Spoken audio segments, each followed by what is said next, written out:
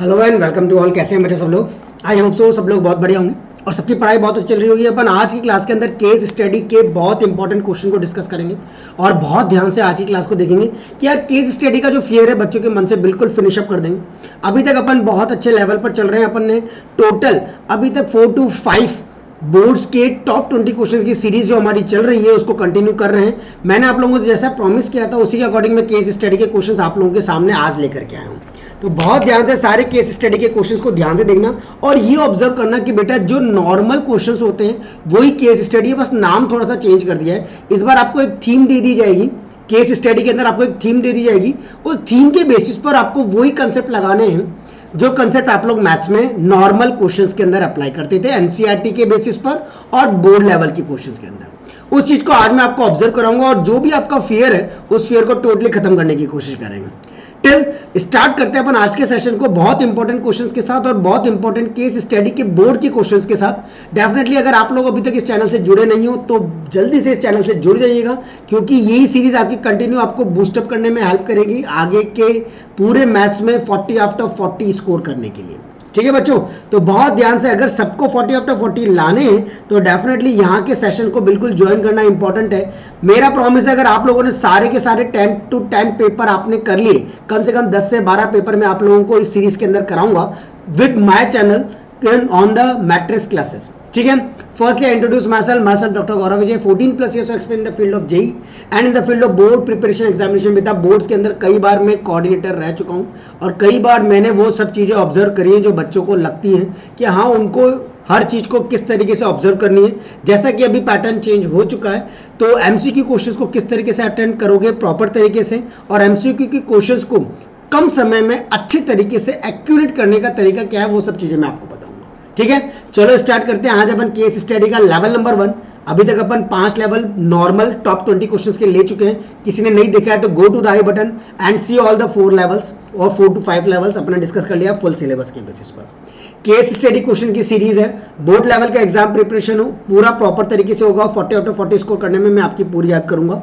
ये आपकी वो फ्री एजुकेशन है जो आपको बिल्कुल प्रॉपर तरीके से प्रोवाइड की जा रही है। ठीक है बच्चों, तो केस स्टडी क्वेश्चन नंबर 1 क्या कह रहा है उसको बहुत ध्यान से पहले पढ़ो और अगर कोई इशू आता है तो डेफिनेटली डिस्कस करेंगे।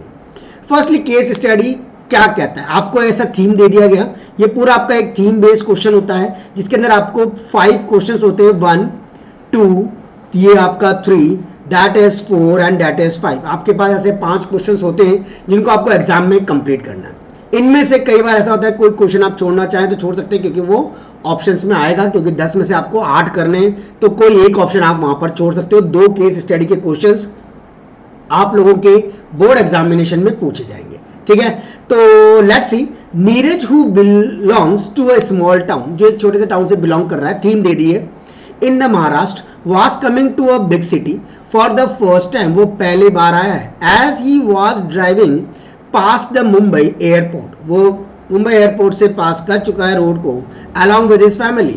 he observed a big billboard of length 6 meter width 3 meter। उसने जब वो अपने फैमिली मेंबर्स के साथ वहाँ से उसने मुंबई एयरपोर्ट से रोड बाय रोड पार किया है, आगे की तरफ बढ़ा है, तो उसने एक बिल बोर्ड को ऑब्जर्व किया और वहां से उसकी लेंथ ऑब्जर्व करी 6 मीटर है और विड्थ कितनी है 3 मीटर है। फर्दर एंगल डी क्यू है आपके पास, बोला उसने 30 डिग्री है। डी क्यू ए ये वाला एंगल आपके पास 30 डिग्री दे रखा है। Similarly angle A P B ये वाला एंगल भी आपको 30 डिग्री दे रखा है। अब आपको यहाँ पर सिंपल सोबर सा ये एक ट्रायंगल ऑब्जर्व हो चुका होगा, ए पी और ये कौन सा बी वाला ट्रायंगल। अब बेटा इस ट्रायंगल के रेस्पेक्ट में उसने मुझसे पूछा है पहला ही पार्ट लेंथ ए पी बताओ क्या होगी। अब आप लोग सब लोग जानते हो Pythagoras theorem, A P B में ये वाला ट्रायंगल है, ए आपके पास यहाँ है, पी आपके पास यहाँ है, बी आपके पास यहाँ है और ये एंगल आपका 30 है। तो अभी बात एंगल के सामने वाला परपेंडिकुलर ये आपकी हाइपोटेन्यूज और दिस वन इज बेस। तो आपको अगर ए पी पूछा है तो ए पी यानी आपको पूछा गया है बेटा हाइपोटेन्यूज, तो आप कंसेप्ट लगा सकते हो साइन 30 डिग्री का। तो यहाँ पर आपने लगाया sine 30 degree equal to A P sorry perpendicular A B upon में कितना बच्चा ए पी कर दोगे तो सेम साइन 30 की वैल्यू 1/2 ए बी आपको लेंथ बोलिए उसमें कितना है, 6 मीटर की लेंथ है, तो ए बी आपको कितना दे रखा है यहां से यहां तक का, ये आपको 6 मीटर क्वेश्चन में गिवन है, तो आपने यहां लिख दिया 6 और ए पी तो आपको निकालना ही है। क्या ये वाली बातें भी अगर आप लोगों को टफ लग रही हैं, नहीं ना, A P equal to 6 two जा कितना 12 मीटर, तो आंसर आपके सामने है बच्चा, सी इज द राइट आंसर। क्या ये क्वेश्चन बहुत ईजी है? क्या आपको इस क्वेश्चन को करने की टेक्निक समझ में आई? क्या आप लोगों ने इस चीज को ऑब्जर्व किया कि 30 डिग्री किस तरीके से एंगल ट्रायंगल कैसे ऑब्जर्व करना है? डेफिनेटली हर चीज आपने ऑब्जर्व की होगी और आप लोग इस क्वेश्चन को अच्छे से कर पा रहे हो। Now we have to find BP. अगर आपको बीपी निकालना है, ऑब्वियसली बात है बेस निकालना है, तो आपको tan यूज करना पड़ेगा। tan 30 degree equal to Pandit Badri Prasad हर हर भोले, तो tan 30 की वैल्यू बच्चा कितना, 1/√3, और परपेंडिकुलर कौन है आपके पास, 6 दे रखा है आपको, और बेस है आपका बीपी जो आपको निकालना है। तो बच्चा बीपी अब आप लोगों के सामने है, 6√3 क्रॉस मल्टीप्लाई कर लो, डेफिनेटली आपका आंसर आ जाएगा 6√3 मीटर, यानी C is the correct answer. Is it clear to all of you? Done, very good, nicely. इन दोनों sine A P B, sine angle A P B ये निकाला है आपने, और साइन एंगल ए क्यू और डी ये आपको निकालना है। तो आप रेशियो देखो बेटा, थर्ड वाले के लिए sine angle A P B upon sine angle A Q और ये कितना डी, इन दोनों का रेशियो चाहिए। तो बच्चा ये एंगल कितना बना रहा है, ए पी बी आपका साइन 30 डिग्री, तो साइन 30 डिग्री अपॉन में ए क्यू डी साइन 30 डिग्री। ऐसा करने की कोशिश कर रहे हो तो बिल्कुल नहीं करना बच्चा, बिल्कुल सोच के काम करना। कर रहे हो, चलो बहुत बढ़िया। तो यहाँ से आपको डायरेक्टली कट जाएगा साइन 30, जस्ट जोकिंग, साइन 30 कितना 1:1 कितना 1, D is the correct answer. क्या ये वाली बात सबको दिमाग में सेट हो गई है? अब क्या ये वाली वैल्यूज, क्या ये 3 के ऊपर ये 4th पार्ट डिपेंड है? नहीं, ये तो डायरेक्ट आपका क्वेश्चन है। साइन 60 की वैल्यू बच्चा कितना है, √3/2, कॉस 30 कितना आपका √3/2, साइन 30 कितना आपका 1/2, कॉस 60 कितना 1/2, √3/2 कितना हो गया 3/4, प्लस का कितना 1/4, तो आपका 4/4, 1 इज द करेक्ट आंसर। क्या इस क्वेश्चन में दम था? नहीं, 4 कर चुके हैं अपन, बिल्कुल इजी मच, अभी तक एक भी छोड़ने की कोशिश नहीं की गई। लेंथ एपी प्लस का ए क्यू बताना है बेटा, एपी आप निकाल चुके हो, ए क्यू आपको निकालना बाकी है। ए क्यू आप ये वाला ट्रायंगल सेलेक्ट करके निकाल सकते हो। कौन सा ट्रायंगल, ए डी और ये क्यू वाला ट्रायंगल आप सेलेक्ट कर लो, डेफिनेटली आपका आंसर आ जाएगा। तो आप सेलेक्ट करो बच्चा इस ट्रायंगल को, तो आपने देखा कि ये 30 डिग्री है, तो ये आपका परपेंडिकुलर हो जाएगा, that is base and that is आपका हाइपोटेनियस। अब आपको क्या क्या चीजें गिवन है, ऑब्वियसली बात है बच्चा, सब चीजें मिल सकती हैं जो चीज कैलकुलेट करना चाहो। ए पी आपको ब्रेथ विड्थ दे रखी है 3, तो परपेंडिकुलर आपको 3 दे रखा है, और परपेंडिकुलर और आपको क्या चाहिए बच्चा, यहाँ से ए क्यू चाहिए, ए क्यू मतलब हाइपोटेनियस, तो आप सीधा निकाल दो साइन एंगल ए क्यू और ए डी इक्वल टू कितना बेटा, परपेंडिकुलर अपॉन हाइपोटेनियस। परपेंडिकुलर कितना है आपका ए डी, और हाइपोटेनियस आपके पास कितनी है ए क्यू। ए डी आपको क्वेश्चन में गिवन है 3, ए क्यू आपको निकालना है, और साइन 30 डिग्री आपका यहाँ से बन रहा है, तो साइन 30 डिग्री इक्वल टू 1/2 आपका साइन 30 होता है, तो आप सीधा 1/2 इक्वल टू कर सकते हो 3 अपॉन में कितना ए क्यू। तो बच्चा ए क्यू की वैल्यू आपका 3 2 जा कितना 6 आ जाएगी। अब आपको दोनों को ऐड करना है। ए पी आप पहले वाले में निकाल चुके हो 12 प्लस का कितना 6, 12 और 6 कितना 18, 18 मीटर आपका आंसर बी बिल्कुल करेक्ट आ जाएगा। बोलो बच्चों, मजा आया कि नहीं? जल्दी से कमेंट करके बताओ, मजा आया होगा तो बहुत अच्छा। मोटिवेशनल आपका एक लाइक बेटा बहुत ज्यादा मोटिवेशनल बढ़ा देता है, मोटिवेशन और ज्यादा केस स्टडी के क्वेश्चन और ज्यादा बोर्ड के क्वेश्चंस को लाने में, तो वो अगर आप लोगों की हेल्प रहेगी तो अपन बहुत अच्छे से आगे और भी कर पाएंगे। ठीक है, till next question, case study का क्वेश्चन नंबर 2, बहुत ध्यान से इस चीज को ऑब्जर्व करो। राजेश, वो सेम थीम बेस्ड क्वेश्चन, मतलब case study question. Rajesh want to choose a best plan for his mobile phone, वो अपने मोबाइल फोन का बेस्ट प्लान जैसे आप लोग चूज करते हो वैसे वो भी चूज करना चाहता है। He has 2 options available with him, उसके बाद 2 ऑप्शंस हैं। The first plan company A, cost ₹20 per month, बहुत कम है, विद कॉस्ट एडिशनल 25 पैसा पर मिनट, कॉस्टिंग कितनी लगेगी 25 पैसे पर मिनट के हिसाब से लगेगा। सेकेंड प्लान उसके पास है कंपनी बी का, जिसके अंदर 40 पर मंथ लगेगा, बट कॉल कॉस्ट जो कॉल की कॉस्टिंग है वो आपकी 8 पैसा पर मिनट है। यानी these two situation are shown below, ये दोनों सिचुएशन आपको यहाँ पर दे रखी है। अब इन दोनों सिचुएशन से आप लोगों ने क्या ऑब्जर्व किया बच्चा? इन दोनों सिचुएशन से आपने ये चीज ऑब्जर्व करी कि आपको बताना है कि एक्स आपका बताना है क्या है, वो तो बाद में देखेंगे, पहले देखते हैं। एक्स आपका मिनट्स में है, used and in total cost per month आपको मोबाइल कॉस्ट इस हिसाब से अलग अलग प्लान का दे रखा है। ये पिक्चर्स दे रखी है जिसका ज़्यादा कुछ बेनिफिशियल नहीं होगा। ये पहला है और ये कितना है, दूसरा पार्ट है। तीसरा, चौथा और पांचवा बैक पेज पर आएगा आपका, तो वहाँ ऑब्जर्व करेंगे। पहला पर इन दोनों को करते हैं। इफ राजेश डिसाइड, उसने कंपनी ए और कंपनी बी का एक चार्ट भी बना दिया है, ये मिनट्स यूज्ड और ये cost per month. Rajesh decide to take first plan, पहला प्लान लेना चाहता है, कॉल 90 मिनट्स, और वो 90 मिनट तक क्या करता है, बात करता है in a month. Then how much amount will he pay, तो कितना उसको पे करना पड़ा। आपको बोला है बेटा एक्स आपका मिनट्स में है और वाई आपका पास क्या है, वाई आपको कॉस्ट के रेस्पेक्ट में दे रखा है, तो कितनी कॉस्टिंग लगेगी, कुछ नहीं करना, सिचुएशन बिल्कुल आसान है, 90 दे रखा है, पुट कर दो, आंसर आ जाएगा y equal to 0.25 multiply by, आपने पहला वाला लिया है तो 90 प्लस का क्या कर देना 20, सॉल्व कर दो, आपका आंसर आ जाएगा 25 9 सा, शुरू कर देंगे, टोटल सॉल्व करोगे इसको पूरे को तो आपके पास आ जाएगा 42 पॉइंट कितना 50, बिल्कुल एग्जैक्ट बी आंसर आपको मिल जाएगा, इजी है। Rajesh friend take second plan, Rajesh का जो दोस्त है उसने सेकंड प्लान लिया है, and also 90 minute for a month, उसने भी उसके अंदर 90 मिनट, तो यहाँ पर y equal to 0.08 multiply by 90 plus का क्या कर दोगे बच्चा 40, अगेन इसको सॉल्व कर दोगे, आपका अगला वाला आंसर आ जाएगा 47 पॉइंट कितना 20। आई थिंक कैलकुलेशन सबको आती है और बहुत अच्छे सब लोग कर सकते हैं। ओके डन, 47.20, इसका भी आंसर कितना रहेगा, बी ही रहेगा। अगला क्या कह रहा है, third question, what are the values of x और y in the system of linear equation x plus 2y equal to -1 and 2x minus का 3y इक्वल टू कितना 12। ये तो क्वेश्चन इससे कोई रिलेट नहीं करता है ना, ये तो डायरेक्ट क्वेश्चन है, ना तो कोई रिलेशन है इसका। दो इक्वेशन, दो अननोन को सॉल्व करना आई थिंक तो सबको आता होगा।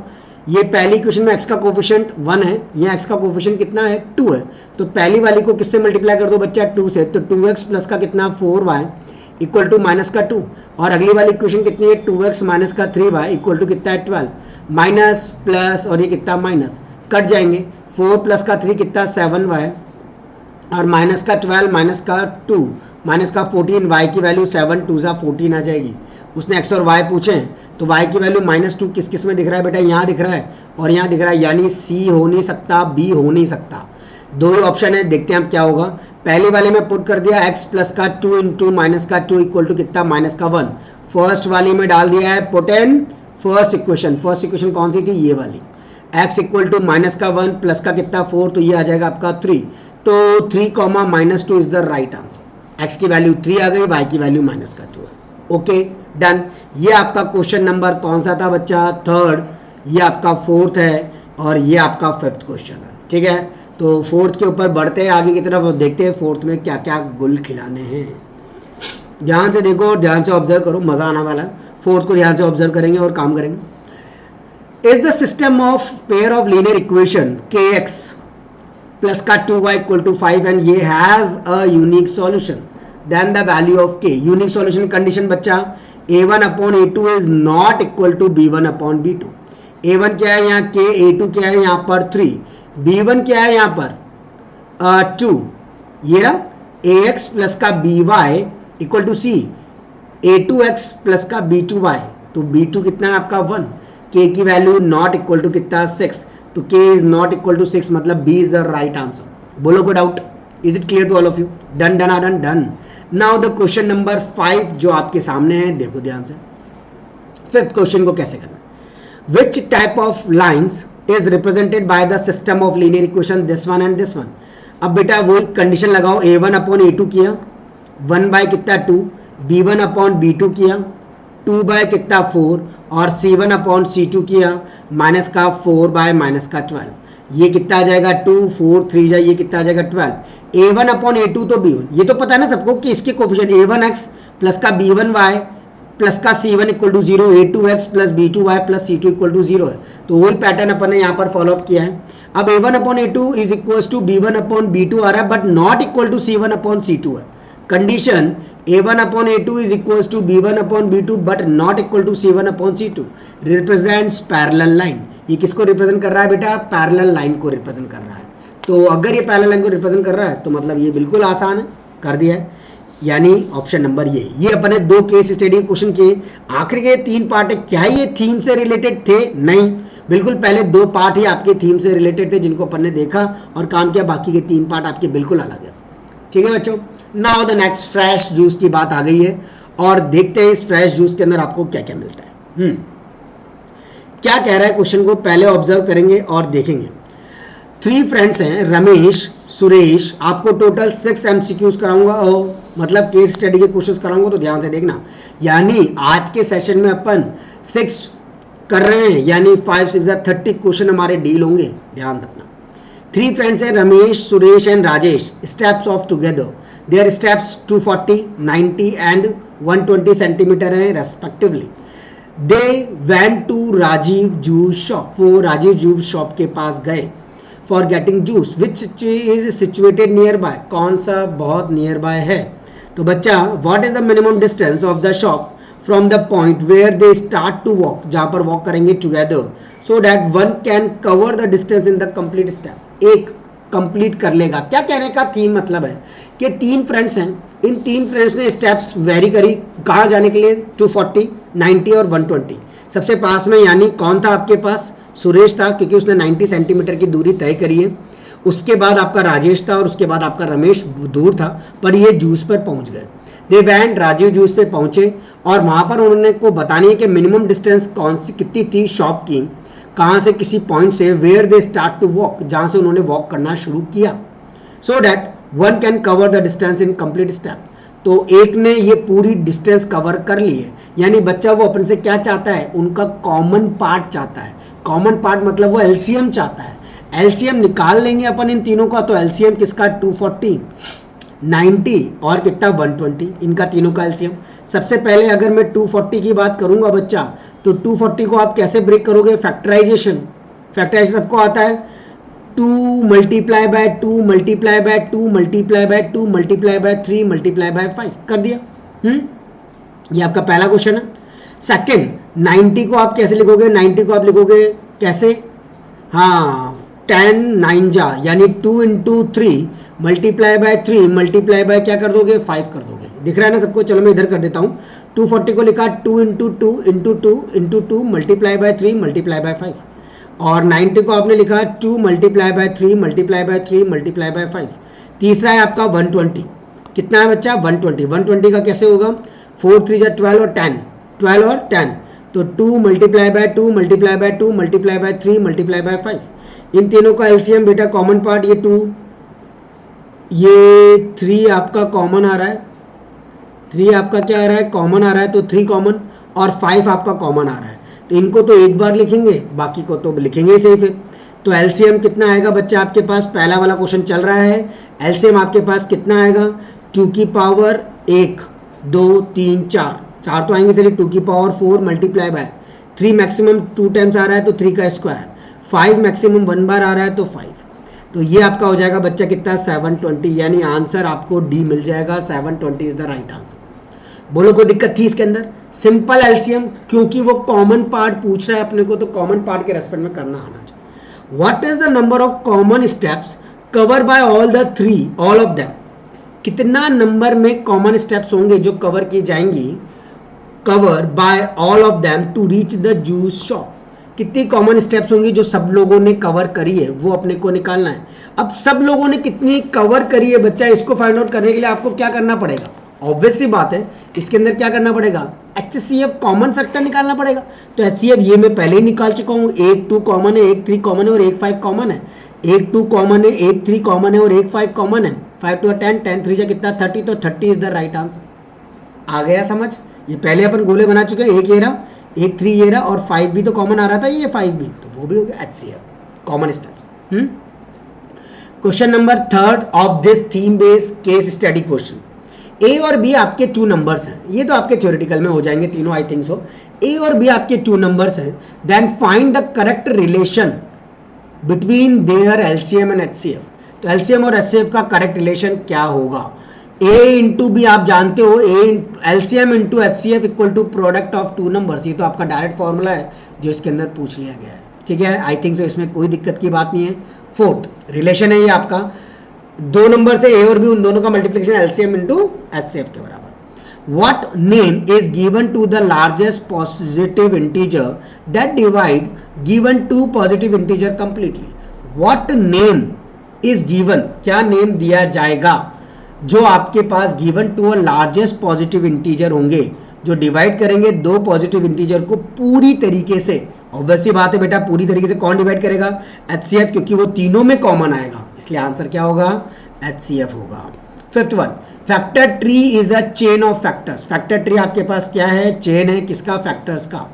What is the represented in the factor tree? आपका एक तरीके से क्या रिप्रेजेंट करता है, क्या चीज आपकी उसमें से निकलती है? ध्यान से सोचो, वो एक ट्री है जिसमें से आपकी अलग अलग ब्रांचेस टूटती है, उसको आप क्या कहते हो? Factor tree. ट्री से ही पता लग रहा है कि बच्चा वो क्या होगा? आपका ट्री होगा, क्योंकि factor tree chain of factors होते हैं जो रिप्रेजेंट करते हैं किसकी फॉर्मेट में? ट्री की फॉर्मेट, क्योंकि ट्री आपका अलग अलग ब्रांचेस को डिवाइड करता है।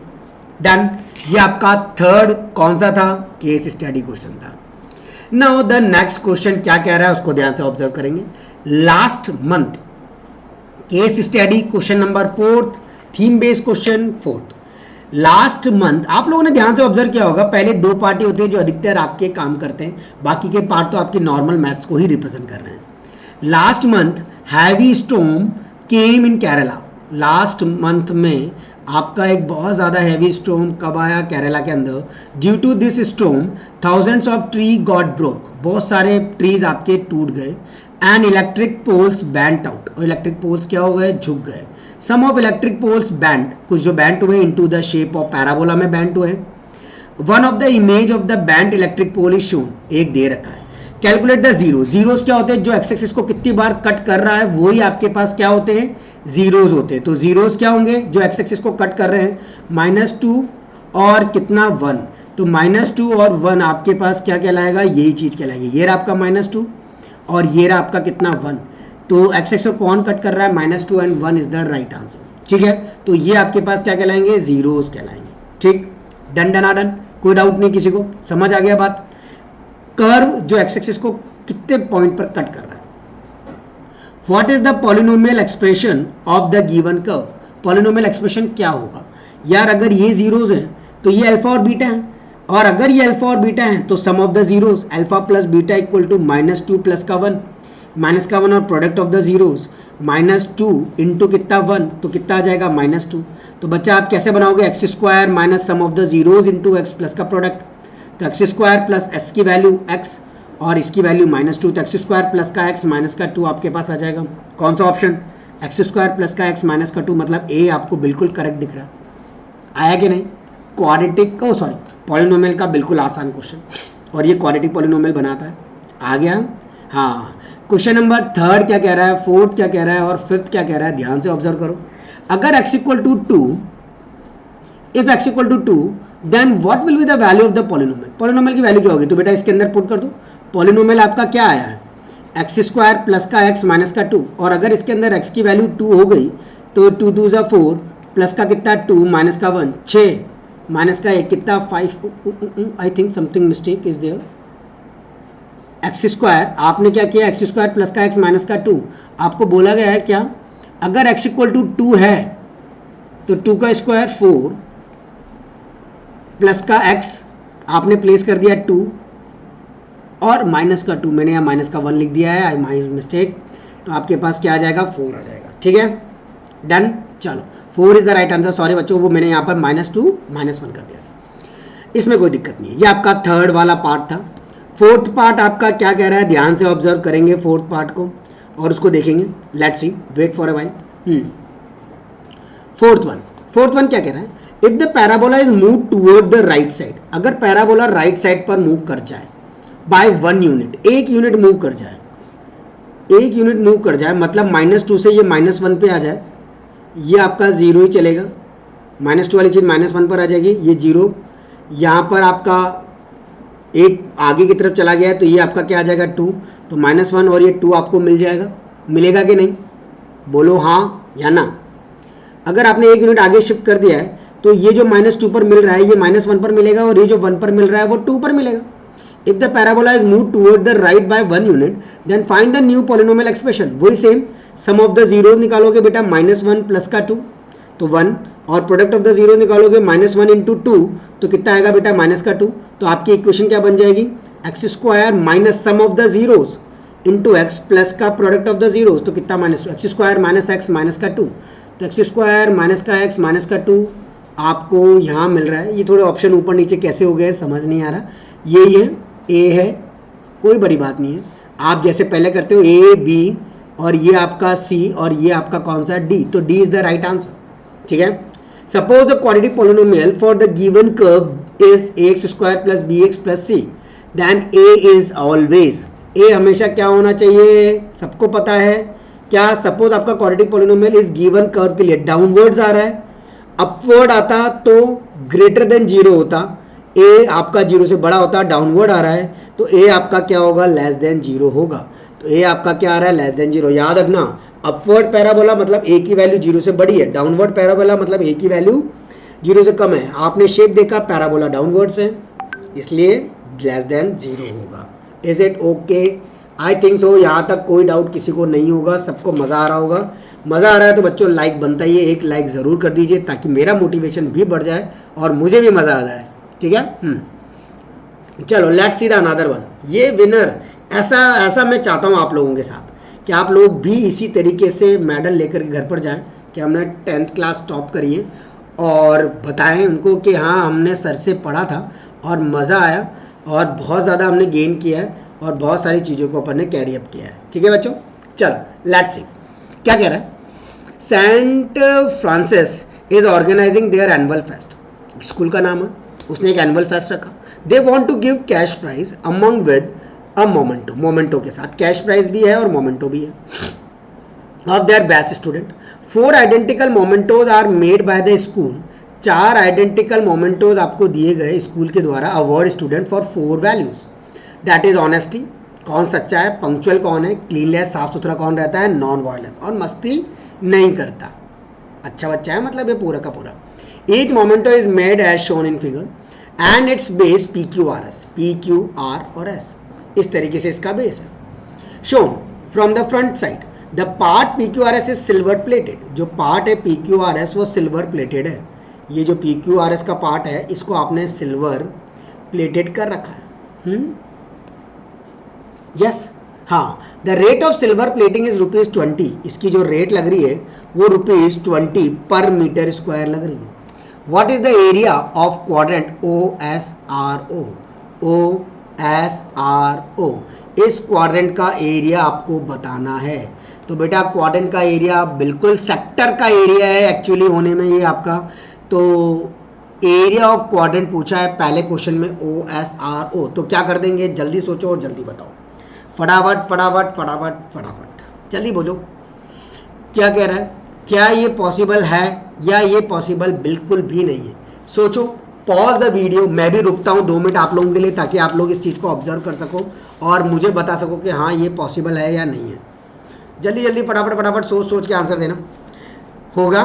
सेक्टर राइट एंगल ट्रायंगल है, राइट एंगल ट्रायंगल है तो इसका एरिया आप कैसे निकालोगे बच्चा, पाई आर स्क्वायर बाय क्या कर दोगे 4, पाई की वैल्यू 22/7, 4 मतलब 1/4 और r r r r radius 7 तो आपने क्या कर दिया 7 इंटू कितना 7। बोलो कोई डाउट नहीं, एक 7 से एक 7 कट कर दो, 2 2 जा 4, 2 11 टाइम्स 11 7 जा कितना 77/2, 77/2 को सॉल्व करोगे, 2 3 जा 6, 2 8 जा 16, 2 5 जा 10, 38.5 सेंटीमीटर स्क्वायर आ जाएगा। एरिया ऑफ ट्रायंगल POQ, ये राइट एंगल ट्रायंगल है, हाफ बेस इंटू हाइट लग जाएगा। हाफ बेस क्या है बच्चा इस ट्रायंगल का, POQ का, ऑब्वियस सी बात है PQ होगा, हाँ या ना, जल्दी बोलो होगा कि नहीं। अब अगर ये होगा तो राइट एंगल ट्रायंगल देखो, ये यू राइट एंगल ट्रायंगल बन रहा है, बेस आपके पास है 7 प्लस का 3 10 और हाइट आपके पास है 7, क्योंकि ये भी 7 ही होगा, 7 प्लस का 3 10, समझ गया ना बात बेटा। ये ट्रायंगल ऐसे, ये पूरा का पूरा बेस है, ये आपका पास क्या है परपेंडिकुलर और ये आपका हाइपोटेनियस, क्या है ये आपका हाइपोटेनियस राइट एंगल ट्रायंगल ऐसा like this. Done done done done. यहाँ 90 डिग्री बन रहा है, ये भी 10 है, ये भी 10 है, और बेस इंटू हाइट आपको करना आता ही है। 2 5 जा 10, 5 10 जा कितना 50 सेंटीमीटर स्क्वायर, बिल्कुल आसान है। व्हाट इज द टोटल, मैंने पूरा कवर अप किया है, याद रखना लेवल वाइज चल रहा हूँ। पहले अपन ने पॉलिनोमियल, उसके पहले अपन ने ट्रिग्नोमेट्री का concept, polynomial, area related to circle, ऐसे अलग अलग थीम्स पे काम कर रहे हैं अपन। तो केस स्टडी के क्वेश्चंस के थीम देख लेना और उसके अकॉर्डिंग काम करना। मैंने जो लिए एग्जाम में एक ही 2 ही थीम आएंगी आपके पास। What is the total cost of silver plating part PQRS, total cost कितनी होगी आपकी सिल्वर प्लेटिंग कॉस्ट की? आई थिंक सो इसको करने का आसान है। सिल्वर प्लेटिंग कौन सा, ये इस ट्रायंगल में से इस सेक्टर को माइनस कर दो। ट्रायंगल का एरिया आप लोग निकाल चुके हो 50 सेंटीमीटर स्क्वायर, तो 50 माइनस आप इसका भी एरिया निकाल सकते हो 38.5, दोनों को माइनस कर दिया 38.5 को भी माइनस किया तो बच्चा कितना आ गया, ये 11.5 सेंटीमीटर स्क्वायर आपका सिल्वर प्लेटेड वाला एरिया आ गया है। समझ गए ना बात को? इस पूरे बड़े वाले ट्रायंगल में से सेक्टर वाला ट्रायंगल माइनस कर दिया है, आपका आ गया है। कॉस्टिंग आपको बोली गई थी ₹20 के हिसाब से है, तो कॉस्ट कितनी हो जाएगी बच्चा 20 मल्टीप्लाई बाय 11.5, तो 20 में से 11.5 को मल्टीप्लाई करो, डेफिनेटली आपको आ जाएगा 230 is the right answer. Is it clear? मजा आया? मजा आया तो जरूर बताया करो यार बेटा, मजा आया, मुझे मजा आएगा। Calculate the area of major sector, major sector कौन सा भैया इसका, बड़ा वाला ऊपर वाला, इन द फिगर, फिगर के अंदर। तो बच्चा इस सर्कल में से इस सेक्टर को माइनस कर दो, सर्कल में से आपको इसका एरिया निकालना है, निकालना नहीं निकालना, बड़ा वाला तो यही है, पी ये है, ये वाला हिस्सा, ये पूरा का पूरा बड़ा वाला है कि नहीं है, ये बड़ा वाला हिस्सा, इस पूरे का निकालना है। बहुत गंदा कर दिया मैंने, इरेज करता हूँ, समथिंग लाइक दिस, इधर भी इरेज करता हूँ, ताकि ये तो लिख ही लिया होगा आप लोगों ने, कर ही लिया होगा मतलब, हाँ। तो मुझे ये वाला काम करना है, यानी शेड कर देता हूँ, मुझे उसका एरिया निकालना है, इसका एरिया निकालना है बस। तो आप आराम से निकाल दोगे मेजर सेक्टर का। सर्कल में से किसको माइनस, सर्कल का एरिया कितना होता है बेटा, पाई आर स्क्वायर सर्कल का एरिया, इसमें से आपको माइनस कर देना है किसका, सेक्टर का एरिया, एरिया ऑफ सेक्टर कौन सा, OSR, OS, और ये कितना R, माइनर वाला, और माइनर वाला आपका तो क्वाड्रेंट एक तरीके से पाई आर स्क्वायर माइनस का 1/4 पाई आर स्क्वायर, ये आ गया बेटा 3/4 पाई आर स्क्वायर। बस अब तो क्या करना है, 3/4 पाई की वैल्यू 22/7, आर कितना है बच्चा 7 मल्टीप्लाई बाय 7, एक 7 से एक 7 कैंसिल, 2 2 जा 4, 2 11 times 11 into 3 multiply by 7/2, solve कर दो, आंसर आ जाएगा 115.5 सेंटीमीटर स्क्वायर। तो 115.5 centimetre square is the right answer. Okay, done डनाडन डन। चलो, what is the length of arc SR, SR की लेंथ बतानी भैया, आर्क कैसे बता दें, SR की लेंथ कैसे पता लग जाएगी, लेंथ ऑफ आर्क का फॉर्मूला लगा करके। तो लेंथ ऑफ आर्क का फॉर्मूला क्या होता है बच्चा, θ/360 डिग्री मल्टीप्लाई बाय कितना 2 पाई आर, थीटा कितना है आपका 90/360 multiply by 2 into 22/7 into r 7 से 7 कट गया, 4 9 जा 36 कट गया, 2 से 2 टाइम्स कट गया, 2 से 11 टाइम्स कट गया, 11 centimetre is the right answer. Done, is it okay? मज़ा आ रहा है कि नहीं यार, मतलब मज़ा आ रहा है, फिर भी आप लाइक नहीं कर रहे हो, लाइक कर दो, जल्दी कर दो लाइक, और अपने दोस्तों के साथ जरूर शेयर करना ताकि वो लोग भी इस चीज़ को कर सकें। अगर आप अपने फ्रेंड के साथ बैठ करके करोगे तो और ज़्यादा कंपटीशन इंक्रीज होगा, दोनों मिल करके करना कि कौन पहले करता है, ताकि आपकी स्पीड बढ़ सके, है ना। चलो, let's see the another one. I think ये अपना लास्ट होगा, इसको किस हिसाब से करना है देखो ध्यान से बच्चा। राजेश, ये आपका 6th वन है, छठे केस स्टडी का क्वेश्चन है। Rajesh has a field which is in the shape of right angle triangle. Rajesh के पास एक फील्ड है जो किस शेप में है, राइट एंगल ट्रायंगल में। The perpendicular and the base are of length 144, perpendicular है आपका 144 और बेस है आपका 84 मीटर। समझ गए बात को? राजेश के पास एक फील्ड है जो शेप में है राइट एंगल ट्रायंगल की, परपेंडिकुलर और बेस आपको गिवन है। He want to leave space in the form of square, उसने ये स्पेस छोड़ दी है पूरी की पूरी like this. I think so visible होगा, ये थोड़ा ब्लैक एंड वाइट आ रहा है ना, हाँ। ये स्क्वायर की फील्ड छोड़ दी गई है उसने, of largest size inside the field for growing wheat and removing for growing vegetable. यहाँ पर वो वेजिटेबल, यहाँ पर वो व्हीट उगाएगा। What area of square field, square field का एरिया क्या होगा ये अब आपको बताना है। अब बेटा आपको सीधा सादी सी गणित लग रही है इसके अंदर कि स्क्वायर फील्ड का एरिया आप कैसे निकाल सकते हो यहाँ पर, जब आपको डायमेंशन प्रॉपर तरीके से गिवन नहीं है। तो क्या करेंगे वो ऑब्जर्व करो ध्यान से और मुझे बताओ, फटाफट सोचो। मैं फिर से आप लोगों को टाइम दे रहा हूँ ताकि आप लोग फिर से इस चीज़ को ऑब्जर्व कर सको और डेफिनेटली मुझे बता सको। मैं रुक रहा हूँ।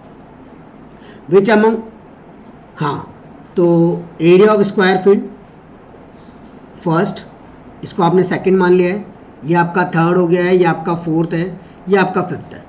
चलो यहाँ से शुरू करते हैं ताकि थोड़ा सा इजी रहेगा तुम लोगों के लिए। कहाँ से शुरू करते हैं? यहाँ से शुरू करते हैं, है ना। किसी को भी नंबर 1 2 दे दो, कोई फर्क नहीं पड़ता बेटा, है ना। तो आप यहाँ से शुरू करते हैं, ध्यान से देखना। ये आपका फर्स्ट, ताकि आपको कंसेप्ट वाइज चीज़ें समझ में आ जाएगी और आप फोर्थ पर आते आते सब कुछ समझ जाओगे कि क्या करना है ना। Which among the following is incorrect criteria of similarity. Similarity की कौन सा क्राइटेरिया आप लोगों के लिए बिल्कुल गलत है बच्चा? ASA एंगल, साइड एंगल, बिल्कुल गलत है। SSS क्राइटेरिया होता है, SAS तो मेन होता है, AAA से कन्वर्ट होकर के AA क्राइटेरिया बन चुका है आजकल, पर AAA भी होता था। ASA बिल्कुल गलत है क्योंकि सिमिलरिटी डज नॉट एग्जिस्ट, यहाँ पर एग्जिस्ट नहीं करेगी, ठीक है। If a line is drawn parallel to one side of the triangle to intersect the other two side in the distinct point. If a line is drawn parallel to one side of the triangle, one side of the triangle के एक line आपने बिल्कुल parallel बनाई, ये भी बना सकते हो, ये भी ऐसे भी बना सकते हो, है ना, और ऐसे भी बना सकते हो, ठीक है। ऐसे बनाओगे दो, ये तो नहीं होगी, पैरेलल बना दिया आपने। Then other two sides are divided in the same ratio, अगर दोनों साइड सेम रेशियो में डिवाइड हो रही है। आइडेंटिफाई द थ्योरम, कौन सी थ्योरम है जल्दी बताओ? थेल्स थ्योरम, ऑब्वियस ही बात है बच्चा। ये ट्रायंगल है, इसके अंदर आपको ये दो ऐसे कर दिया है, तो इस फिगर के अकॉर्डिंग मत लेना, मैंने इस फिगर के अकॉर्डिंग सोचा था, पर इस फिगर के अकॉर्डिंग ये नहीं मांग रहा है, आपसे कह रहा है और स्टेटमेंट दिया है उसने कितना? थेल्स थ्योरम का, मतलब बेस थ्योरम का, है ना। What is the length of the side of squared space?